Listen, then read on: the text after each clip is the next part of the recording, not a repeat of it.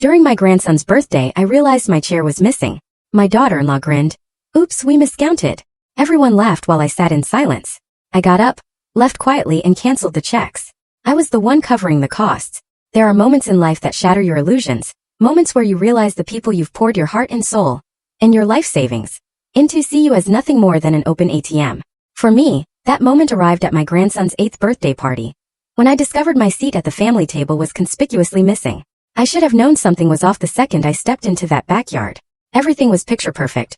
Blue and silver balloons, a superhero cake that probably cost more than my monthly grocery bill, tables arranged just so. It all screamed expensive, which wasn't a surprise. After all, I'd been the one writing the checks for every single detail. But as I walked toward the main table, where my family was meant to sit, my steps faltered. I counted. 7 people, 6 chairs. My heart sank. Grandma Harriet. Suddenly my grandson Byron, all 8 years of him, came tearing towards me, his Spider-Man costume pristine, his face alight with pure joy. Another thing I'd paid for without being asked. I hugged him tight, breathing in that sweet fleeting smell of childhood. But my eyes kept drifting back to that table, to that missing chair. Happy birthday, sweetheart.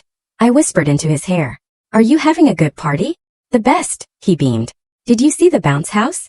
And Mom got a magician coming later. Of course she did. Nova, my daughter-in-law, never did anything halfway, especially when someone else was footing the bill. Harriet, you made it. Nova's voice, honey sweet, drifted over. But there was a strange, unsettling undertone I couldn't quite place. She glided over in a designer dress, the one I'd seen charged to the credit card I just helped pay off last month. Her smile was perfect. Practiced. We're so glad you're here. I gestured to the table, my stomach tightening. Where should I sit? For a split second I saw something flicker across her face. Satisfaction?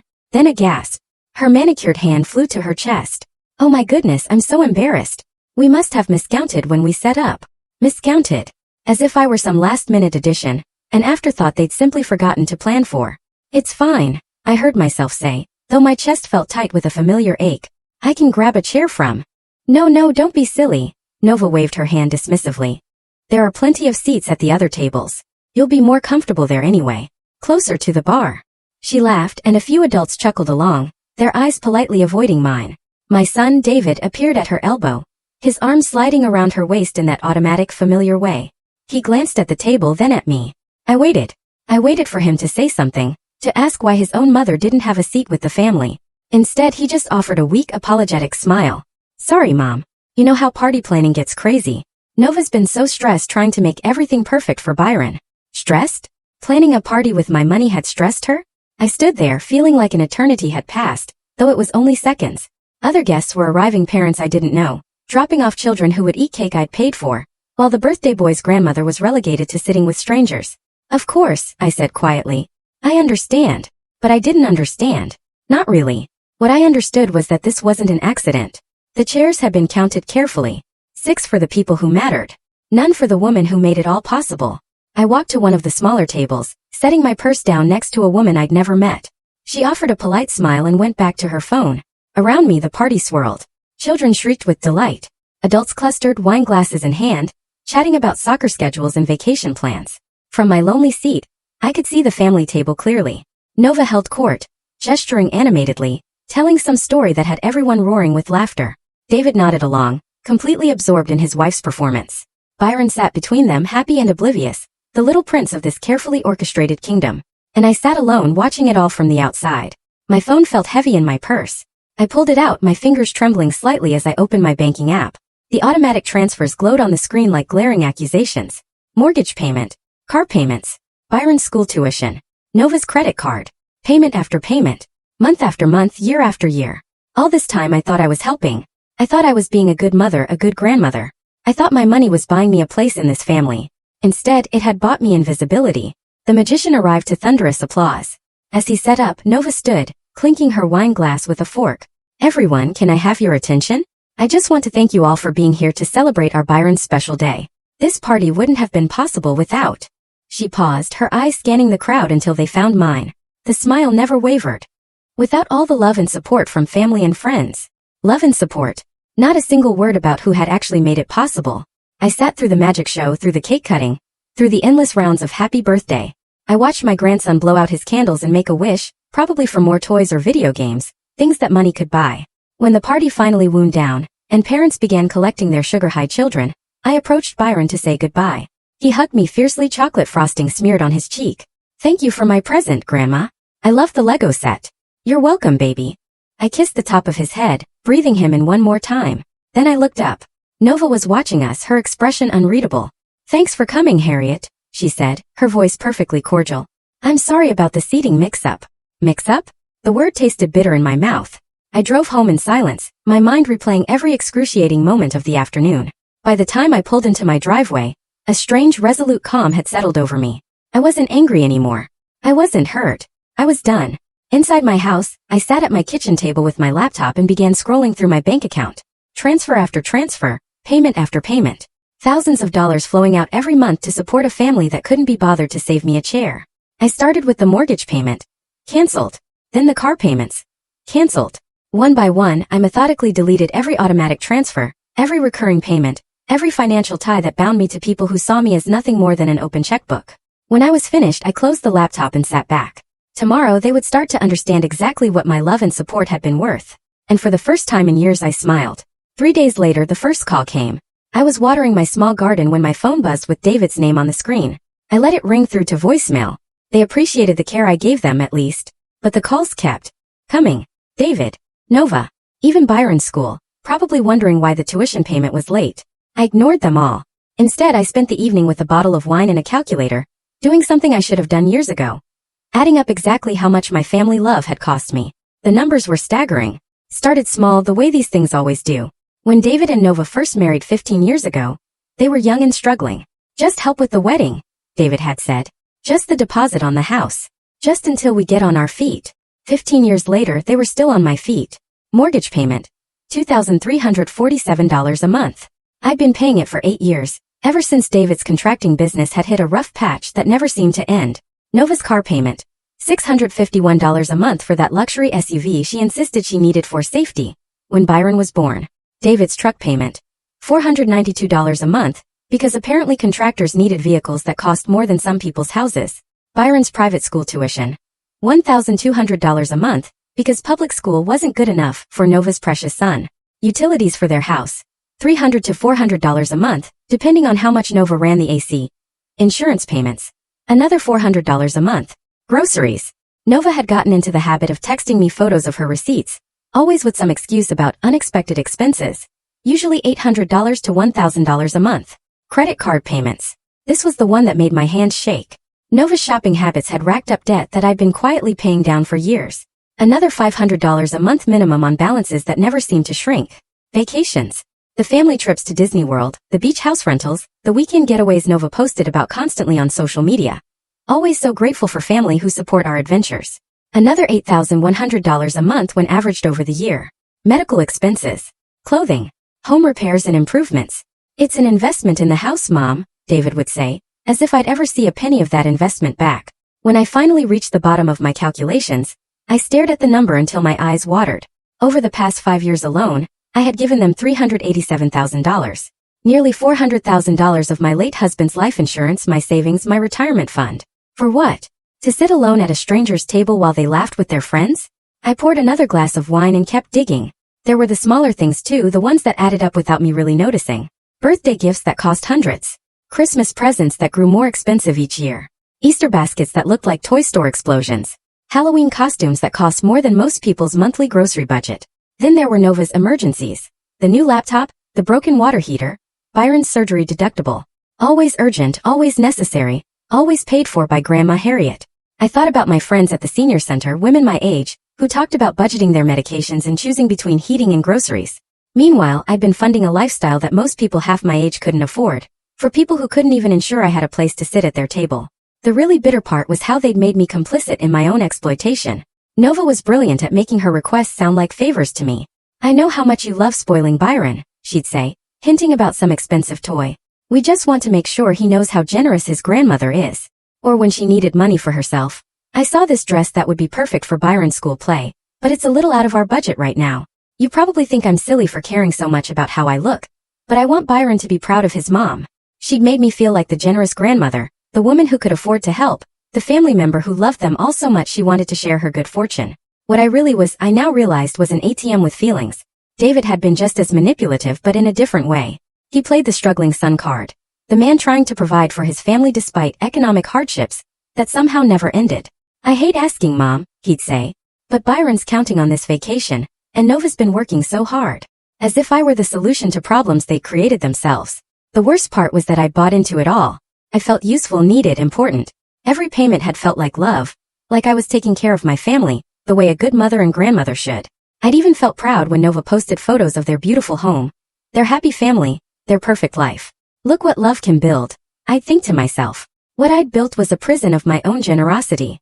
My phone buzzed again. Another call from David. This time I answered. Mom, what the hell is going on? His voice was frantic, angry, accusing. The mortgage payment bounced, and Nova's car got repossessed this morning. Not worried about me. Not wondering if I was okay.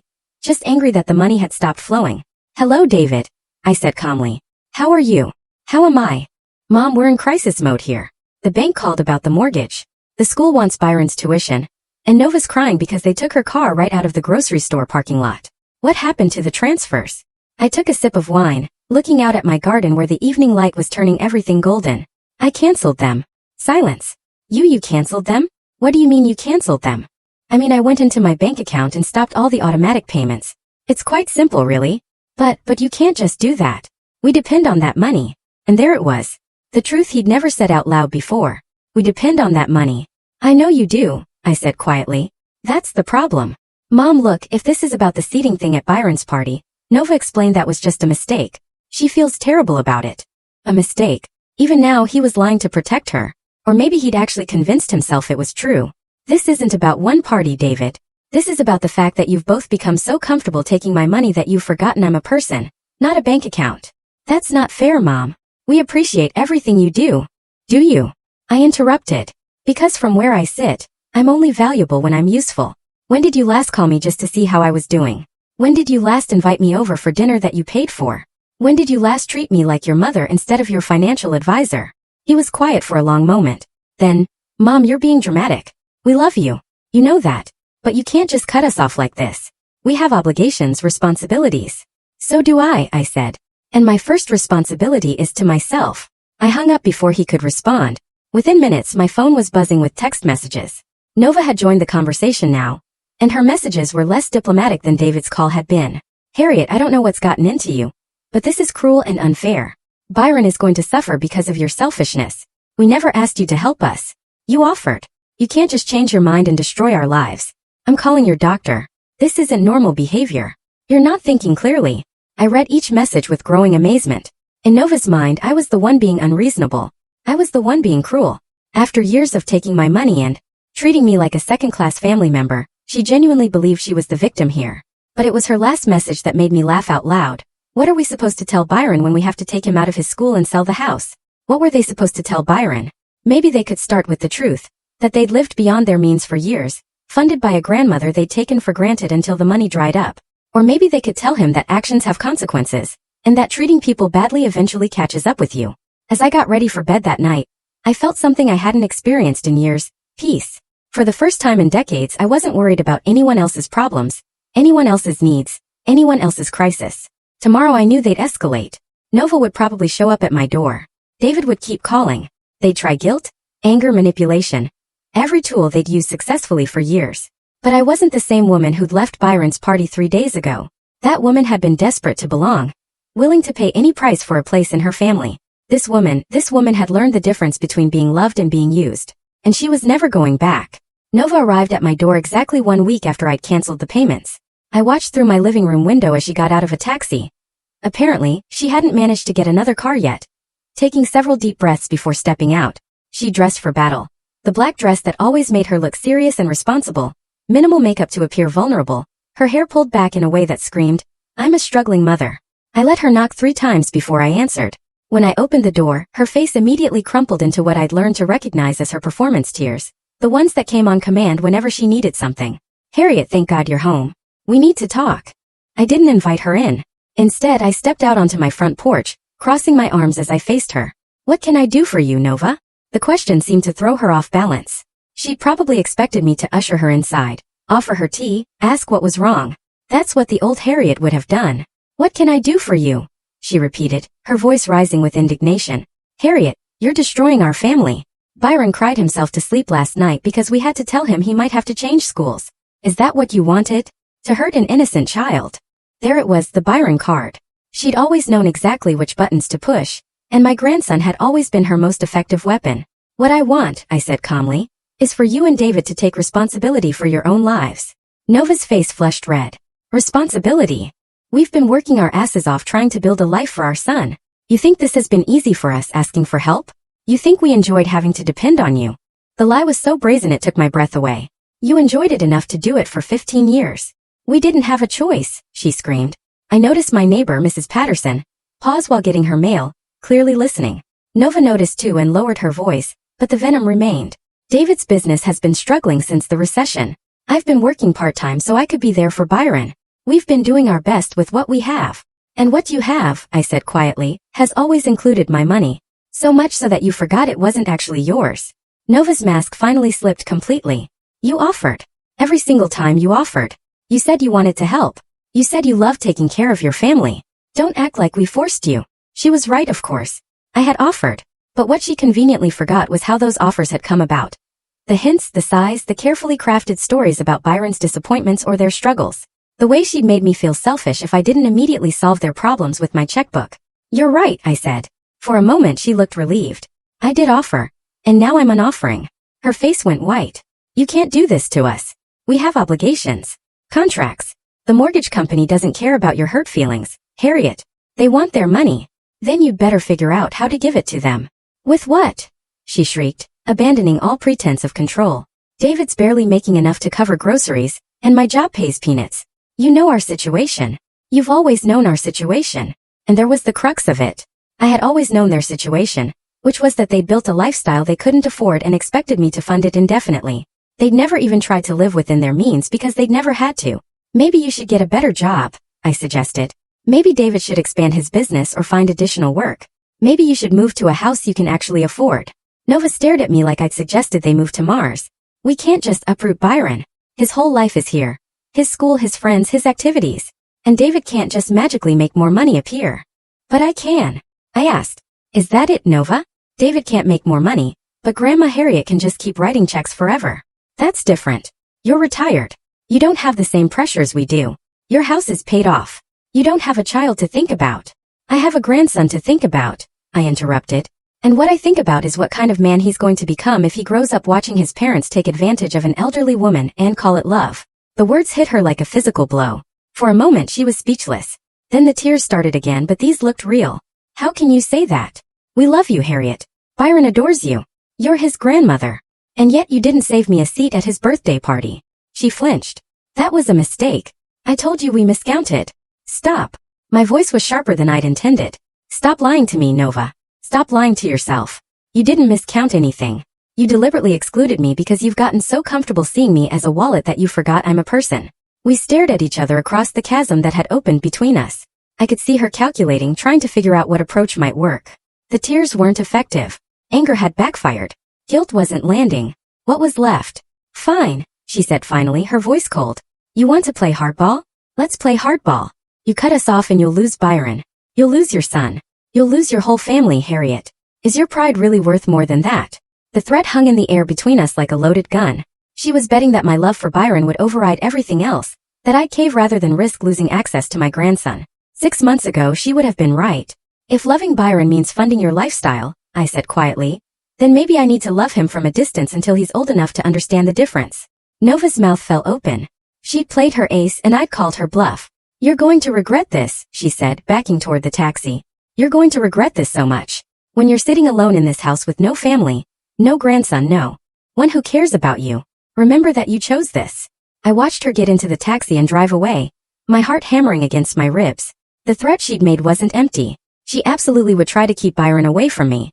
David would go along with it because he always went along with whatever Nova wanted. But as I stood there on my porch, something unexpected happened. Instead of the crushing fear I'd expected to feel, I felt relief. Because Nova had finally shown me who she really was, and who David had chosen to become by extension. They weren't my family.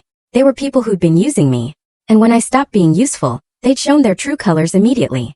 Real family doesn't threaten you with exile for setting boundaries. Real family doesn't punish you for refusing to bankrupt yourself for their comfort. That evening David called. His voice was tired, defeated in a way I'd never heard before. Mom, please. Nova told me about your conversation today. She's really upset. I imagine she is. Look, I know things got heated, but we need to work this out. For Byron's sake if nothing else. What exactly do you want to work out, David? I want my family back together. I want you to be part of Byron's life. I want us to find a way forward. For a moment hope flickered in my chest. Maybe David was different from Nova. Maybe he could see past the money to what really mattered. What does that look like to you? I asked carefully. Well, obviously we can't just go back to the way things were, but maybe we could work out some kind of arrangement. Maybe you could help with just the essential things, the mortgage, Byron's school. We could cut back on everything else. The hope died as quickly as it had appeared. Even now, even after everything, he was still asking for my money. A reduced amount maybe, but he was still asking. David, I said softly, do you understand what happened at Byron's party? It was a misunderstanding. No, it wasn't. Your wife deliberately humiliated me in front of a room full of people, and you stood there and let her do it. After 15 years of paying for your life, I wasn't even worth a chair at the family table. Silence stretched between us. When he finally spoke, his voice was barely a whisper. I'm sorry, Mom. I should have said something. I should have defended you. Yes, I said. You should have. But you didn't. And that tells me everything I need to know about where I stand in your priorities. But we can fix this. We can make it right with my money. Mom, that's not. He stopped, catching himself. It's not just about the money, is it? Because every solution you've proposed involves me continuing to pay for your lifestyle.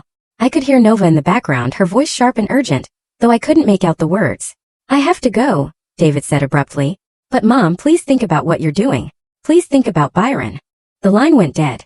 I sat in my kitchen, staring at my phone, and realized something that should have terrified me, but somehow didn't. I might never see my grandson again. But I also realized something else. I'd rather lose a family that only valued me for my money than keep paying for the privilege of being treated like garbage. For the first time in 15 years I was free. And freedom, it turned out, was worth more than all the money I'd ever given them. The silence started immediately. Not the peaceful kind of silence I'd been craving, but the deliberate, punishing kind that felt like being erased from existence. My phone, which used to buzz constantly with requests and demands disguised as family communication, went completely quiet. No good morning texts from David. No photos of Byron from Nova. No calls asking for advice that was really asking for money. Nothing. I told myself this was what I wanted. I'd bought my freedom, and silence was the price. But as the days stretched into weeks, the quiet began to feel less like peace and more like punishment. 2 weeks after Nova's visit, I was at the grocery store when I ran into Janet Morrison, Byron's former babysitter. She'd known our family for years, had probably made more money from me than her actual employers, since I always paid her extra to take good care of my grandson. Mrs. Holloway, she called out from the cereal aisle. I haven't seen you in forever. How's little Byron doing? The question hit me like a physical blow. How is Byron? I had no idea. He's doing well, I managed. Janet's face lit up. Oh, I heard about the school situation. That must be so hard on all of you, but at least you'll get to see more of him now, right? Silver lining and all that. My blood ran cold. School situation? Oh, having to transfer to public school. Nova mentioned it when she called to see if I could help with after-school care.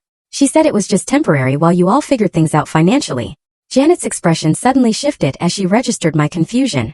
Oh no. You didn't know. I managed to excuse myself and fled to my car, hands shaking as I started the engine. They'd really done it.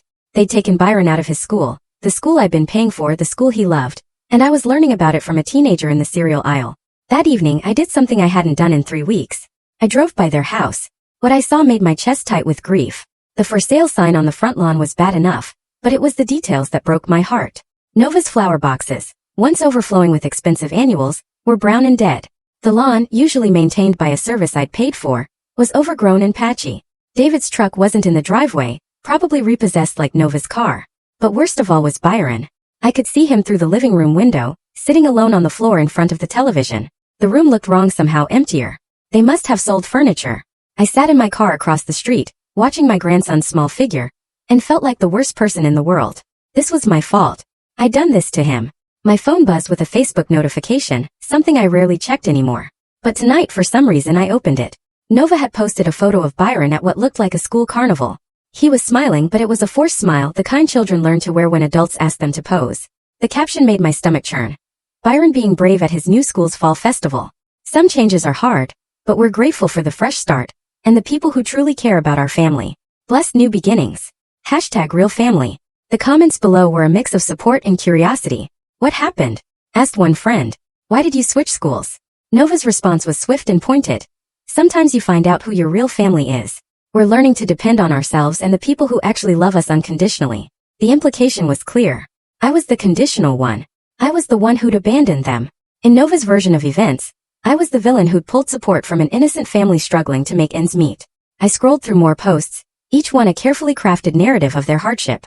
Photos of Byron helping to pack boxes, captioned with something about teaching him the value of hard work. A picture of Nova at what looked like a diner wearing a uniform. New job, new adventures. Sometimes life takes you in directions you never expected, but we're grateful for every blessing. She'd gotten a job, an actual full-time job from the looks of it. David appeared in some photos too, looking thinner and more tired than I'd ever seen him, but working, building a deck, painting a house, doing actual manual labor instead of the sporadic contracting work he'd done when he knew my money would cover any gaps. Part of me felt proud of them for finally taking responsibility for their lives, but a larger part felt sick watching how they turned their newfound work ethic into a martyrdom narrative, with me cast as the cruel grandmother who'd abandoned her family in their hour of need. The worst part was seeing Byron in these posts. Not many of them included him. Nova was too smart to exploit her son's sadness for social media points.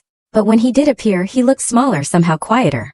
In one photo, he was sitting in what was clearly a much smaller, shabbier living room, reading a library book instead of playing with the expensive toys that had once cluttered their house.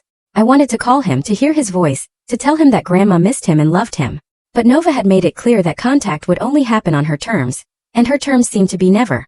3 weeks after the Facebook discovery, I was watering my garden when Mrs. Patterson from next door called over the fence. "Harriet dear, are you all right? I've been worried about you." I looked up surprised. Mrs. Patterson and I had been neighbors for 5 years, but we'd never been particularly close. "I'm fine, thank you. It's just, well, I haven't seen your family around lately. That sweet little boy who used to help you with your flowers. Is everything okay?" The kindness in her voice nearly undid me.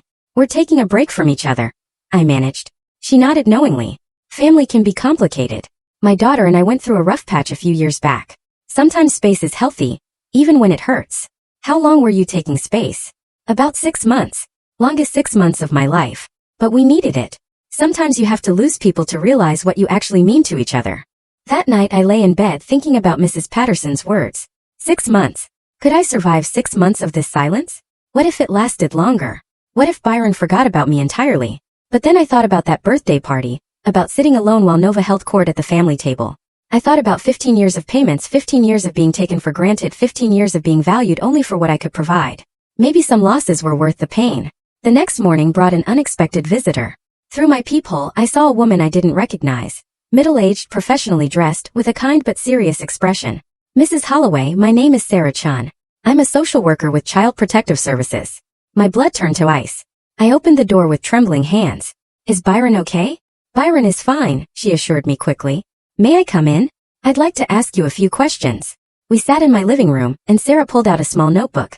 We received a report expressing concern about a child's welfare. The caller suggested that a family member might be withholding financial support that's necessary for the child's well-being. I stared at her. "Someone called CPS because I stopped giving my son money." Sarah's expression remained neutral. "Can you tell me about your relationship with your grandson and his parents?" I took a deep breath and told her everything. The years of payments, the birthday party humiliation, the threats and manipulation. Sarah listened without judgment, taking occasional notes. "Mrs. Holloway," she said when I finished, "you're not legally obligated to provide financial support for your adult son's family." The caller seems to have misunderstood how these things work. "But Byron is suffering because of my decision. Is he being fed, clothed, and housed?" "Yes, but not the way he was before." "Then he's not suffering. He's adjusting. There is a difference." Sarah closed her notebook. "Children are remarkably resilient, often more resilient than the adults who worry about them." After she left, I sat alone with her words. Byron was resilient. He was adjusting. Maybe this was exactly what he needed to see. That life doesn't revolve around money. That families don't exist to support each other financially. That love isn't something you buy. That evening I made a decision. I wrote a letter to Byron, not to be sent now, but to be kept for when he was older. In it I explained everything. Why I'd made the choices I made, how much I loved him, and how I hoped someday he'd understand. I sealed it in an envelope with his name on it, and put it in my jewelry box next to my late husband's wedding ring. Someday, when Byron was old enough to make his own decisions about our relationship, he'd have the whole story. Until then I would wait and I would try to learn something I'd never been good at. How to love someone without trying to fix everything for them. The silence continued, but it felt different now. Less like punishment and more like preparation. I was learning who I was when I wasn't defined by my usefulness to others. It was harder than I'd expected, but also more freeing than I dared to hope. The truth came from the most unexpected source. Marie Hicks, Nova's former best friend. I hadn't spoken to Marie in over 2 years, not since she and Nova had their falling out over something I'd never fully understood. So when she called me on a Tuesday afternoon, for months after my family had cut me off, I almost didn't answer. Harriet, it's Marie. I hope you don't mind me calling, but I think there's something you need to know. Her voice was hesitant, nervous. We made plans to meet at a coffee shop downtown, somewhere neutral, where we wouldn't risk running into anyone from our old social circle. Marie looked older than I remembered, tired in a way that went deeper than physical exhaustion. She ordered her coffee black and got straight to the point. I heard about what happened with you and Nova, about the money situation. I tensed, expecting another lecture about family loyalty or how I was hurting Byron. What about it? She's been telling people you had some kind of breakdown, that you became paranoid and started imagining slights that weren't there. Marie wrapped her hands around her coffee cup like she was trying to warm herself. But I know that's not true, because I know what she really thought about you. My heart started beating faster. What do you mean? Marie took a deep breath. Remember when we used to have those monthly dinners? The girls' nights when our husbands would watch the kids. I nodded. Those dinners had stopped around the time Marie and Nova's friendship ended. Nova used to talk about you a lot. And not. Marie's voice trailed off. Then she forced herself to continue. Not the way a daughter-in-law should talk about her husband's mother. The coffee shop suddenly felt too hot, too crowded. What did she say? She called you her personal ATM. She used to laugh about how easy it was to get money out of you. She'd plan out these elaborate stories about Byron needing something or David's business struggling. And she'd practice her delivery on us. Each word hit me like a physical blow. Practice her delivery. She said the key was making you think you were being generous instead of being used. She'd talk about what buttons to push, your guilt about not being around enough when David was little, your fear of missing out on Byron's childhood, your worry about being seen as stingy. I thought about all those conversations over the years, all those carefully worded requests that had made me feel like such a loving grandmother. The way Nova would mention Byron's disappointment about some toy or experience, then quickly add, "But we understand if it's not in the budget," knowing full well that I'd immediately offer to cover it. "There's more," Marie said quietly. She used to complain about having to include you in family events. My blood ran cold. She said David insisted on inviting you to things, but she wished you'd just send a check and stay home. The birthday party. It all made sense now. Nova hadn't forgotten to include me by accident. She'd been working up to excluding me for years. "Why didn't you tell me this before?" I asked, though I wasn't sure I wanted to hear the answer. Marie's eyes filled with tears. "Because I was just as bad. I was jealous of how much help you gave them. My mother-in-law was nothing like you, and I used to think Nova was so lucky. I convinced myself she was just venting, that she didn't really mean it. What changed your mind? She tried to get me to lend them money. After you cut them off, she came to me with this sob story about how you'd had a mental breakdown and abandoned them. She wanted $5,000 to help with Byron's school fees." Marie laughed bitterly.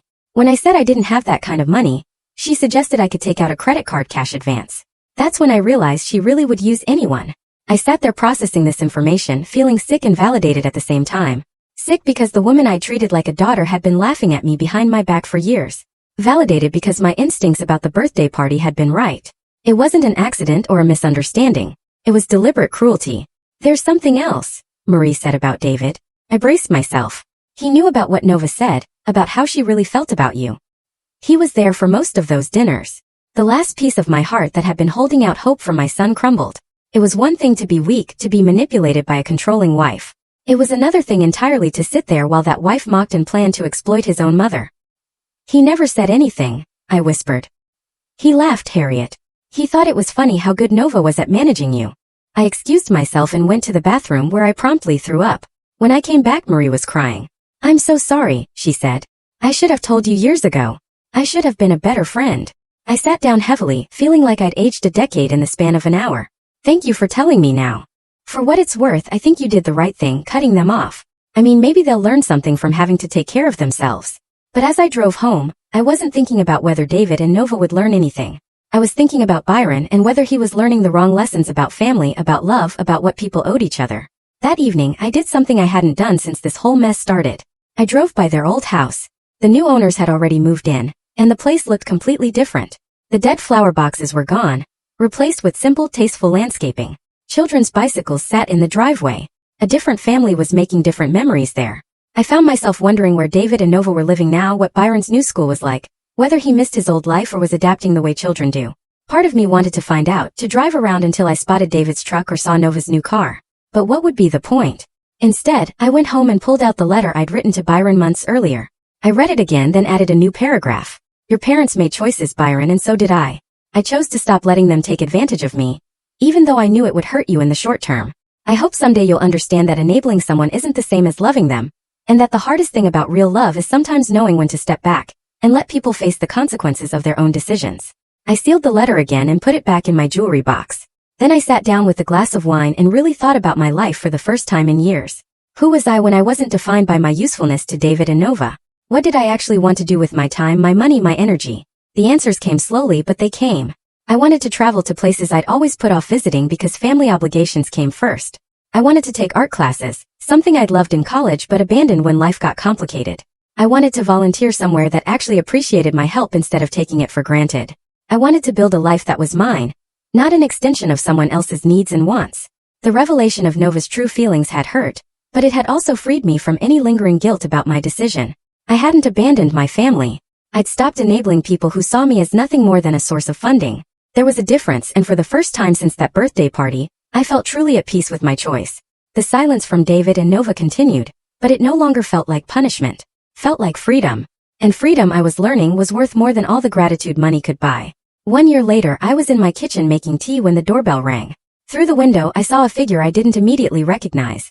A thin boy with unruly brown hair, shifting nervously from foot to foot on my front porch. It took me a moment to realize it was Byron. He'd grown at least 3 inches, and there was something different about his face. Less round, more serious. He looked like a child who'd learned things he shouldn't have had to learn yet. My hand shook as I opened the door. Byron. Hi, Grandma. His voice was quieter than I remembered, more careful. Dad said I could come see you if I wanted to. He's waiting in the car. I looked past him and saw David's truck parked at the curb. David himself sat behind the wheel, staring straight ahead.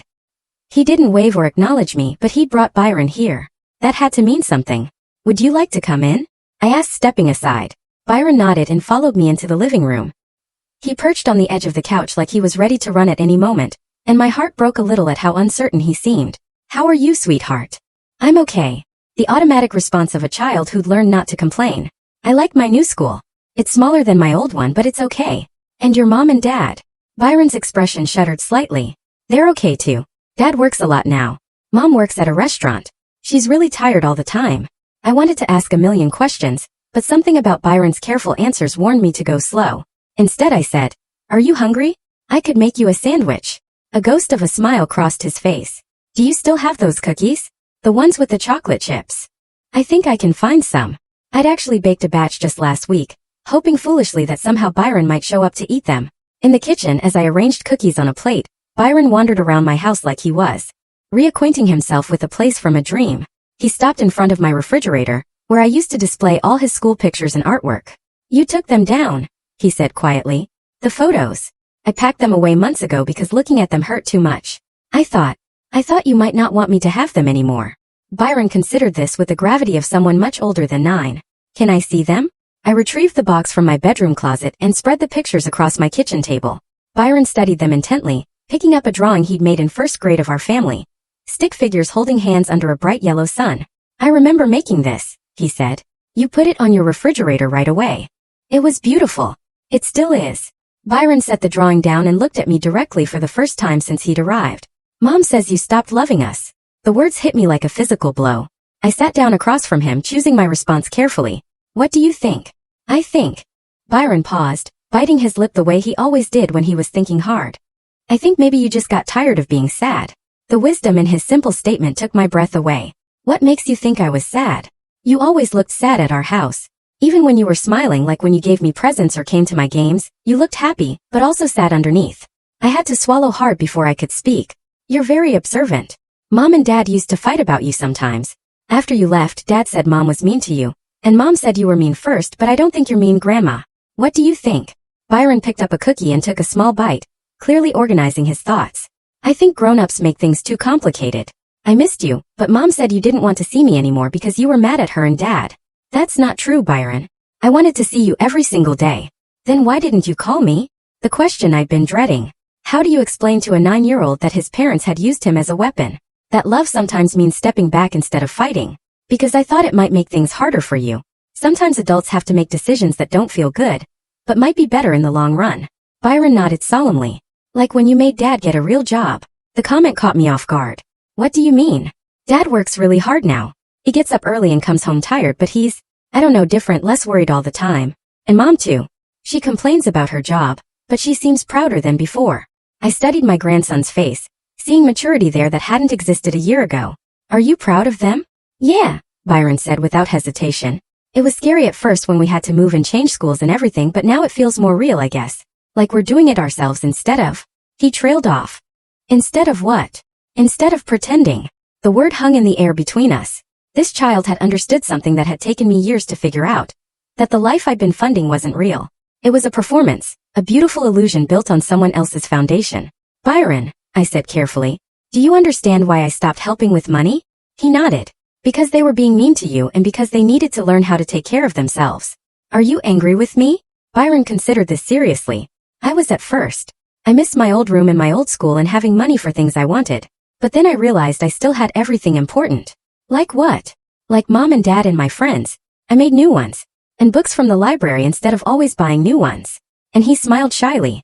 And now I'm here with you. I reached across the table and took his small hand in mine. I missed you so much. I missed you too. That's why I asked Dad if I could come see you. You asked him. Last week. I told him I understood why you were upset, and that I wanted to see if you still loved me. The simple honesty of it brought tears to my eyes. What did he say? He said he'd been wanting to bring me for a while, but he was scared you'd be mad at him. Byron squeezed my hand. Are you mad at him? I looked out the window at David's truck, where my son sat waiting for his child to finish visiting the grandmother he'd helped alienate. I'm sad about some things that happened, but I love your dad and I love you. What about Mom? The harder question. I hope your mom is learning to be happy with the life she and your dad are building together. Byron seemed to accept this diplomatic non-answer. We spent the next hour looking through photo albums and talking about his new school, his new friends, his new life. He told me about helping his dad with work projects on weekends, about his mom teaching him to cook simple meals, about feeling proud when his teacher complimented his improved math skills. The boy who'd once had everything handed to him was discovering the satisfaction of earning things himself. When it was time to go, Byron hugged me tight. Can I come see you again? Anytime you want to, but you should ask your parents first. I will. He pulled back and looked at me seriously. Grandma, I think what you did was brave. What do you mean? You stopped pretending to. That's brave. As I watched David's truck pull away, Byron waving from the passenger window, I felt something I hadn't experienced in years. Complete peace. Not the fragile peace that depends on everything going your way, but the deep, lasting peace that comes from living authentically. I'd lost a son and daughter-in-law who only valued me for my money. But I'd found myself again, and apparently I hadn't lost my grandson after all. Byron had found his way back to me on his own terms, with his own understanding of what had happened. 6 months after Byron's first visit, he started coming over every other Saturday. David would drop him off and pick him up, and gradually those exchanges became less tense. We never discussed the past directly, but I could see in David's eyes a grudging respect for the choice I'd made. Nova never came with them, and I was fine with that. Some relationships can't be repaired, and trying to force reconciliation often makes things worse. But Byron and I rebuilt our relationship slowly, on a foundation of honesty instead of obligation. I taught him to garden and cook and manage money responsibly. He taught me that love doesn't require funding, and that sometimes the greatest gift you can give someone is the opportunity to discover their own strength.